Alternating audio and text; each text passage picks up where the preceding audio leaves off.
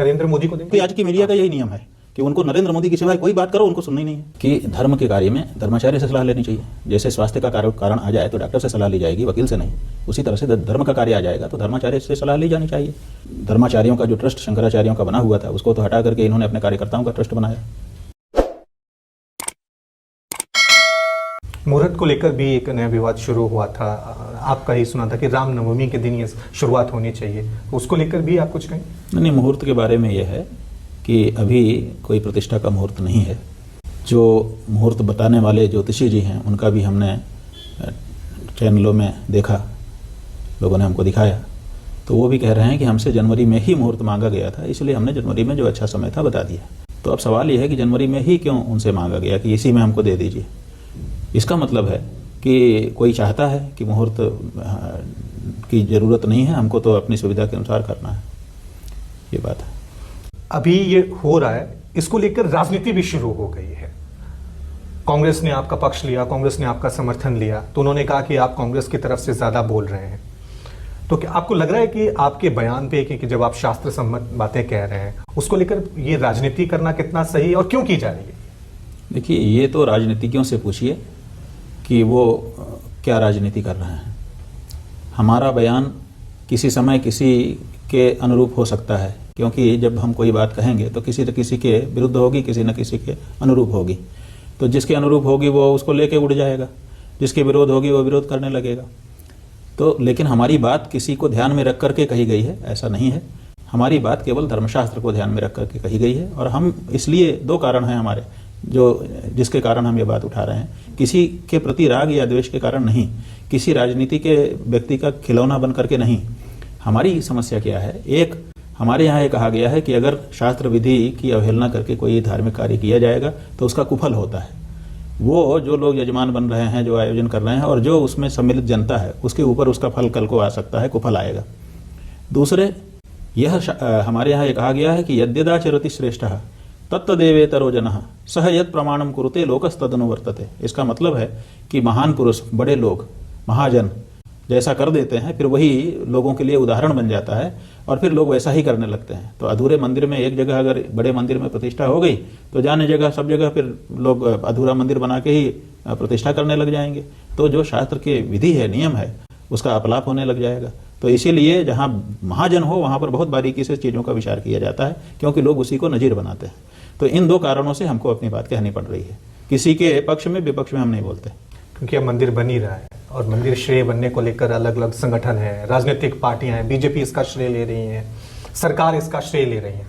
आपकी नज़र में, क्योंकि आप सबसे बड़े धर्मगुरु हैं, ये जो राम मंदिर अब बना हुआ है, किसे आप इसे श्रेय देंगे? देखिए, 500 सालों का संघर्ष रहा है। जाने कितने राजा, जाने कितने सैनिक इसके लिए खेत हो गए। 3 लाख से अधिक लोगों ने आत्मोत्सर्ग किया है, उनको नहीं भूल सकते।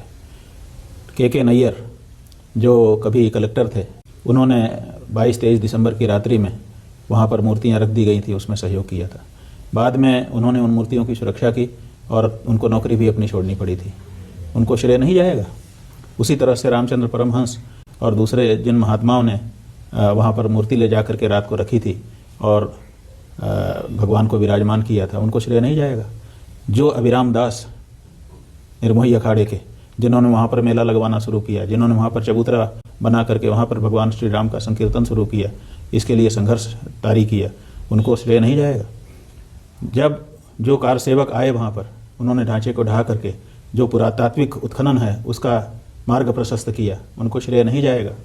जो नरसिंहा राव वहाँ पर मिलिट्री लगा करके वहाँ पर तंबू तानने का अवसर देते हैं, उसमें सीढ़ियाँ बनाने का अवसर देते हैं, वहाँ पर मूर्ति मंगवा करके, जो मूर्ति गायब हो गई थी, दूसरी मूर्ति राजा साहब के घर से ला करके 4 भाइयों की वहाँ स्थापित करके पूजा अर्चना करने का अवसर देते हैं, उनको श्रेय नहीं जाएगा? नरेंद्र मोदी को देंगे? नरेंद्र मोदी को देंगे? हाँ बेटा, लगता है तुम गू खा के ही मानोगे। उसी तरह से अब तो हम तो सीक्वेंस में आ रहे हैं, लेकिन आपको तो धैर्य नहीं है, आपको तो नरेंद्र मोदी का केवल सुनना है, बाकी कुछ आपको बाकी तो कुछ दिखाई ही नहीं देता। प्रश्न कर रहा हूं जो मौजूदा आज की मीडिया का यही नियम है कि उनको नरेंद्र मोदी की सिवाय कोई बात करो उनको सुनना ही नहीं है।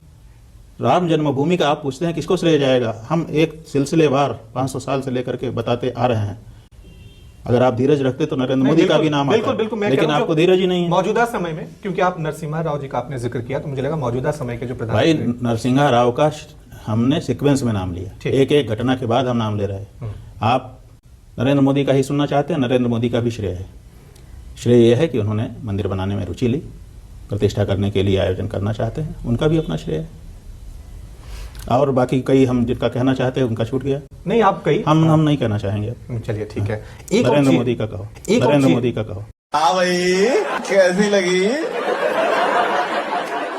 आगे स्वाद। ये क्योंकि इसको लेकर हम जैसे ही कह रहे हैं कि क्योंकि इस वक्त देश में जो माहौल बना हुआ है वो कहा जा रहा है कि ये सरकार हिंदुत्व को लेकर बड़ा अमृतकाल चल रहा है, देश के सनातन धर्म के लिए बहुत अच्छा चल रहा है, लेकिन दूसरी तरफ एक पक्ष होता है जो कहता है कि राजनीति में धर्म की जगह नहीं होनी चाहिए।